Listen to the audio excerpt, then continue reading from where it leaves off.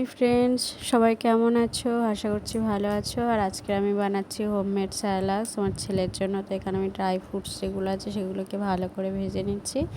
আর এখানে নিয়েছি ওটস, চিড়ে আর সাবু। এখানে আমি বেশি কিছু দিচ্ছি না, কারণ প্রথমবার করছি, কেমন হবে জানি না, ও খেতে পারবে কি না তো সেটাও জানি না, সেজন্য অল্প অল্প জিনিস দিয়ে বানাচ্ছি। তো এগুলোকে আমি সব কিছু ভালো করে ভেজে নিয়েছি, ড্রাই করে নিয়ে এবারে মিক্সিতে পেস্ট করে নিচ্ছি। পেস্ট করে নেওয়ার পরে অবশ্যই এটা চালনিতে চেলে নিতে হবে। নিয়ে তারপর একটু ভালো করে রোদে দিয়ে গরম করে তারপর আমি এটা একটা জারে রাখবো আর কি।